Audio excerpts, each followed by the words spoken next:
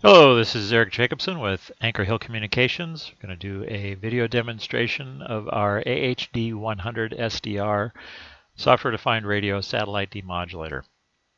This is a BPSK rate 1/2 satellite demod. It's a complete demod from sampled baseband to Ethernet packets delivered into a software socket.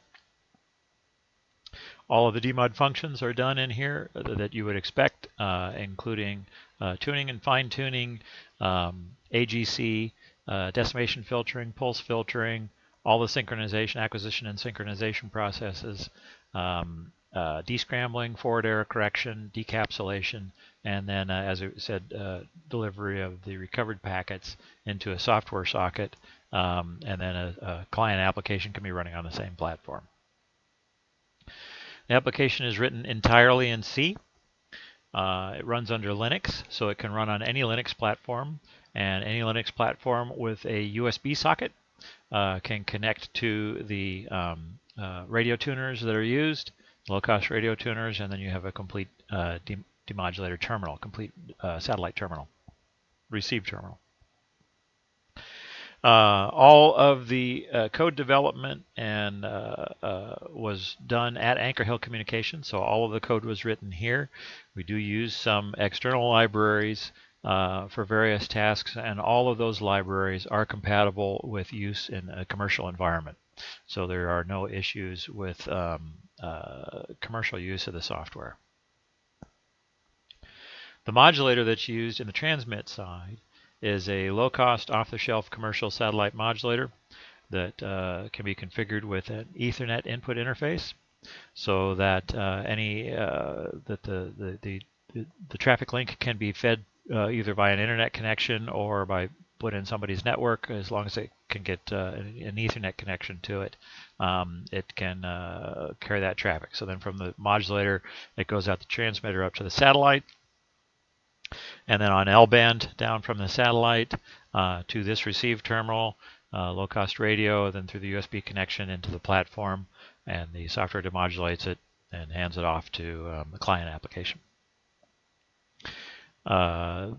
This has over a year, coming up on a year and a half, of deployment track record.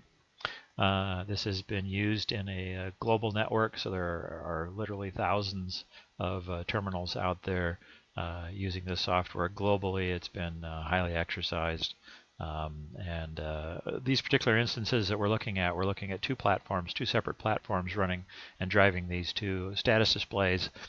They've both been running for several days, for about 5 days now, and that's not unusual to see these run 24/7 for like a month or two at a time.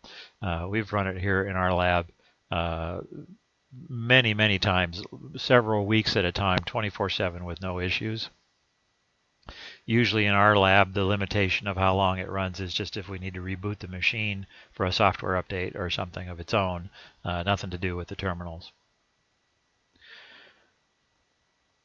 So this software can be started just on a Linux command line. So it can be started from a script, invoked from a script or anything, or just via command line. It'll take many different command line arguments for configuration, for all the normal configuration items that you would expect to see in a satellite demodulator, including tune frequency, symbol rate, pulse filter shape, enable or disable the scrambler, etc., etc. All the normal configuration items you would expect to be able to do on a satellite demodulator can be done on a command line here. And we'll hit on a couple of other configuration items that are available on the command line as we go through the debug display here, status displays. And these status displays themselves just open in the console window when it's invoked on the command line. And if you don't want that to happen, if you just want to invoke it on the command line and then continue on with a script or something, this status output can be suppressed. This status window can be suppressed with a command line switch too, so that's no big deal. Also, how much information appears on this. Right now we're seeing all of the available information, and different information can be shown too. It's pretty easy to change that. But we also have a switch that will suppress a fair amount of this information to simplify the display, so that if you want to use some of this for debug, and then when it goes out to the user, If you want to clean up the display a little bit or not show as much for the user, then when you invoke it on the command line, it's a real easy switch between how much information is actually shown in this console window. So these are two platforms running, as we mentioned. The top one is running on a Raspberry Pi 3, which is has an ARM core CPU and then runs Linux, and has several USB sockets actually, so it's a perfect candidate for this job. And then the radio that's plugged into the USB port is based on an RTL-SDR. It's a unique design though, that it has some additional filtering for L-band, and it has an integrated ceramic antenna, patch antenna, built onto the circuit card. Because it has the additional filtering, some good filtering that helps a lot with interference rejection, the performance of that platform is actually quite good. And in the bottom window, we see we have a next thing chip platform, which is similar to Raspberry Pi 3, only it's a bit smaller, and an RTL-SDR dongle plugged into its USB port, and then a small LNA, L-band LNA, and then a metal air gap patch antenna connected to that. And that the metal air gap antenna is actually about 4 or 5 times the size of the ceramic antenna connected to the Raspberry Pi. And so we see a little bit higher SNR. We can see the SNR values here is about 5.5 on the chip, and about 4.5 on the Raspberry Pi or so. And that is because of the larger antenna for the bottom window. For the air gap antenna is bigger than the patch antenna. But the performance, as we'll see as we step through all the values in the windows, is actually better in the top window because of the improved interference rejection from the improved filtering on the upper platform. So let's walk through some of the parameters that are shown, just the basic parameters. In the top middle, we can see the frequency, the tuned frequency. There are some default values, and you can set default values in the source code that it wakes up with. It can be basically anything. The RTL-SDR radio platforms that are typically plugged into the USB port will tune anywhere from low VHF and below up into L-band. So here we're showing them used in L-band, about 1539.8726 megahertz. So the tuned frequency is displayed on the console, so you can double check that you're where you expect you are. And then also the tracked frequency, where the signal actually has been acquired and is tracking, is also shown in the upper right corner. And so in the top platform, we're seeing about a 2 kilohertz, almost 2100 hertz offset from the tuned frequency, and that's due to drift in the local oscillator, primarily in the receiver. Drift throughout the entire transmit link chain, from all the way from the transmitter through the satellite down into the receiver, are included in that offset. But most of it is in the receiver because it's a low cost, very small tuner. In the bottom window, we can see that the offset is much smaller, is running around in a range of 80 hertz. And that's because that particular RTL-SDR dongle has a TCXO, a thermally controlled oscillator, which helps constrain the stability of the oscillator quite a bit. So you expect that to be a much smaller offset, and we do see that on there. And basically that's the reason why we see a smaller offset in the lower window as we are in the upper. So we also have a received signal strength indication here, RSSI, on the left side. This is an estimate. It's a reasonably good estimate, but it is only an estimate, and there is some variance in it because there's a fairly wide variety of tuners that can be plugged into the USB port that this application will talk to, will interface with successfully. And there's enough difference between them, both in implementation as well as in their architectures, that we can't calibrate all of them. So the differences sometimes can be as much as 10 dB, but the good news is that changes on a particular platform are pretty accurate. So if you're using the RSSI to fine-tune pointing of an antenna or something like that, it's a very good measure for that. It may not be the absolutely accurate measure of the true input power level, but the relative values are quite close to actual changes. So antenna pointing and things like that, or just moving it. The terminal or moving things in front of the terminal or something like that, whether it makes a difference or not can be seen pretty easily. Next to that, moving to the right, we see AFE gain, which is the manual gain setting currently implemented in the tuner that's plugged into the USB port.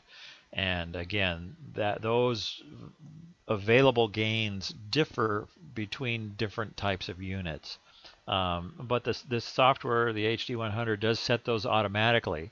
So if there's a large change in the input power level due to somebody moving the antenna or whatever, it'll change the gain in the tuner automatically. The tuners typically don't have continuous gain adjustment, so those are done in steps. But whatever the current gain setting is in the tuner is displayed here on the console. So we can see on the top, connected to the Raspberry Pi, we see an AFE gain setting of 49.6 dB, but in the bottom on the chip, an AFE gain of 42 dB. And that may be due to differences in the platforms, in the radios, or just because of the antenna size differences or something. Without going through a lot of analysis, it's tough to know why they're different in this particular case. But like I said, it does set it automatically to whatever it is best for the particular signal reception at the time. The continuous AGC loop is strictly in software, is strictly inside the application, and so but we do display the AGC multiplier value here. And that will be proportional to signal level. As the signal goes down, we need a larger multiply so that number goes up. And again, we can see that those numbers are different between the two platforms, and that's to be expected. If the radios are different, they're going to be doing different things. If the antennas are different, they're going to be doing different things. So the receive chains in these two windows are very different. So that's a good way to show the differences here. We also show the symbol rate. RS is 4200 hertz in this particular case, so we're receiving a BPSK signal with a 4200 hertz symbol rate. And again, that's programmable on the command line. On the right-hand side here, we show SNR. We make an SNR estimate from the received BPSK constellation. We know where the once the AGC has stabilized, we know where the constellation point should be, and then we measure the received error vector from that, and we estimate SNR. So that's a pretty good estimate of SNR.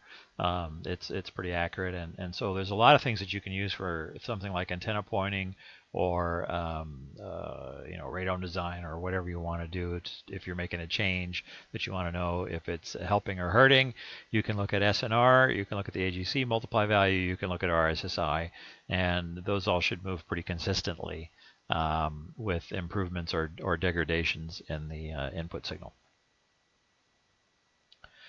As the signal is processed and packets are received, we do a CRC check on each packet, and we keep track of the CRC statistics. And every CRC that is checked OK, we accumulate that value here. And whenever there is a CRC check and it fails, that value is accumulated here under CRC errors. So we have CRC OK, CRC errors, and then we can do a packet error rate estimate from that just by the ratio of errors to the total number of packets. We get a packet error rate. And we see that in the bottom window here, we're running about 9.9 times 10 to the minus 4, almost 1 times 10 to the minus 3 packet error rate.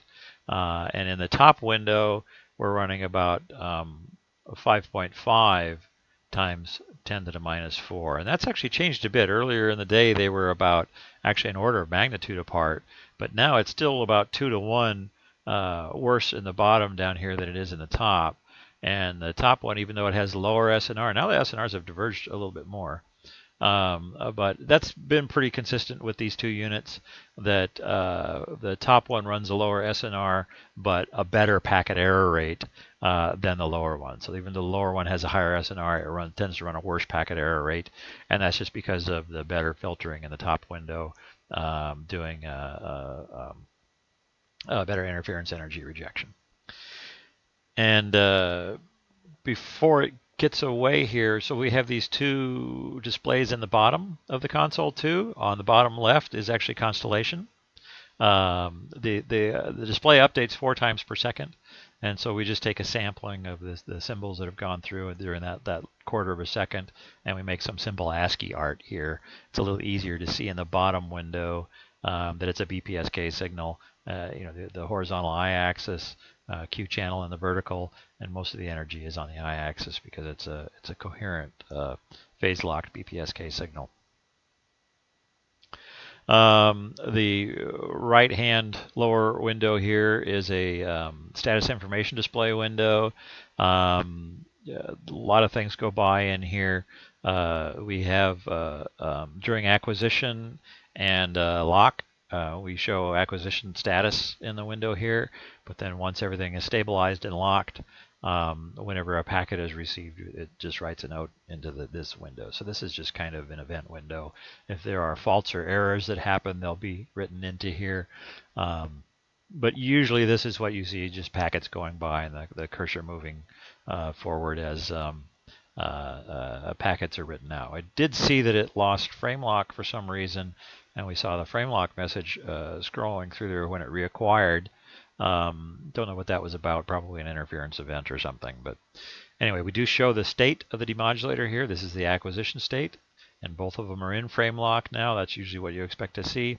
When it's first acquiring, you will see the various states in here from signal detection acquisition to constellation lock to decoder lock, which is the forward error correction decoder locking, and then final state is frame lock. If there are interference events or something, or just too much signal degradation that it loses frame lock, that it cannot recognize the CRCs coming in anymore, or it loses too many CRCs, it'll revert from frame lock back to decoder lock. And so it's a fairly smart state machine that it'll revert back, and if it goes back too far, it'll just restart acquisition again when it loses a signal, and until it reacquires. And then it'll, as the signal comes back, it just moves back into the frame lock state again as it's able to. Even at these very low symbol rates, 4200 hertz and lower, it'll go down to quite low symbol rates. Acquisition is pretty quick. Many times when you first invoke the command line and start the program, if the antenna is already pointed, if it's already been pointed, just had to shut things down for a little bit or something when you restart it. Many times by the time the console window comes up and displays, it'll already be in frame lock state, and that's a fraction of a second, and that's not unusual at all. So taking a half second or a full second for acquisition is actually on the long side, and obviously it can take longer than that depending on the signal conditions, but it's not unusual at all to see the thing like practically wake up already locked. So the acquisition process initial acquisition process is pretty fast.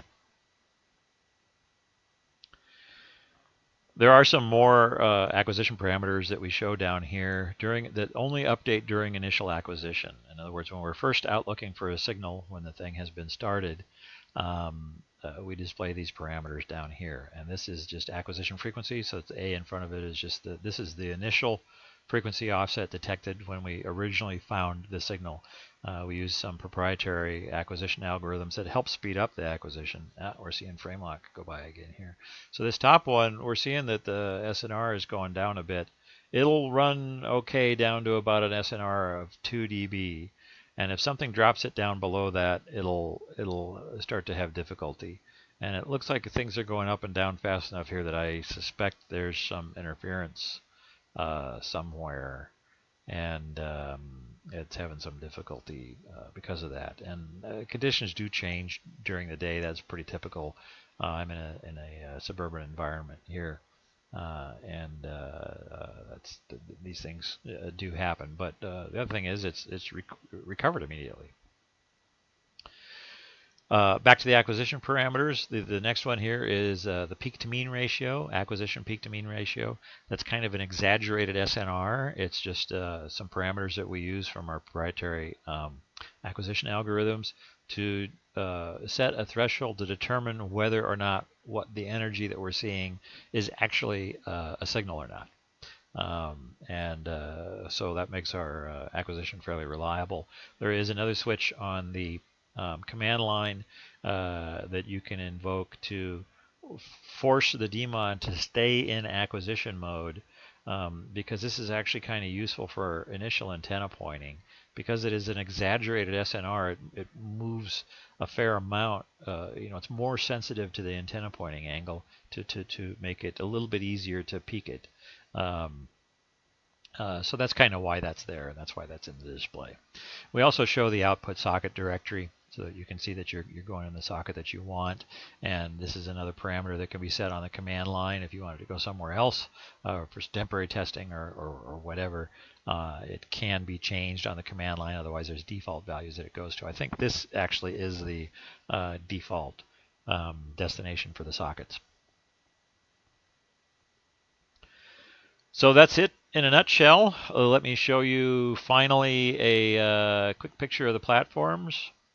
This is the chip. The next thing chip. It is also an ARM core, just like a Raspberry Pi 3, and it has a little Wi-Fi module on it. So you just provide power to this thing, and it wakes up, and then you can connect to it via Wi-Fi. And then an RTL-SDR dongle in an aluminum enclosure. Plugged into the USB port, a little LNA plugged into that gets power through the RTL-SDR, and then that's plugged directly into the air gap patch antenna pointed out the window here. This whole thing is way sub $100, so this is much less than $100 for an entire receive terminal. And then the received information can be distributed via the Wi-Fi or some other connection if you want. You can plug in another USB client port here as well, if you want to do it that way. So here's the other platform. So there's, on that side of the window is the chip with the flat plate antenna. On this side of the window, here's the Raspberry Pi 3. And then connected to its USB port is this little circuit board with a ceramic patch antenna on it. So both of these are just kind of sort of pointed up in the sky through the window, and that's how we're receiving the signal, and that's the difference in the two platforms. So both of these, either one of these, it's much less than $100 in hardware to create an entire terminal. And it also does show the flexibility in options of how to put these things together and the variability that you can have in a platform. We've also run this on Intel architecture CPUs. We've run it on IA64, IA32. With a laptop, an old cheap laptop or a netbook or something with an IA32 or an Atom or anything in it. As long as it's running Linux, it's pretty easy recompile and run it on that platform, and then just plug the radio into the USB port, and you're good to go. So thanks for watching. That's our demonstration of the Anchor Hill Communications AHD100 SDR satellite demodulator.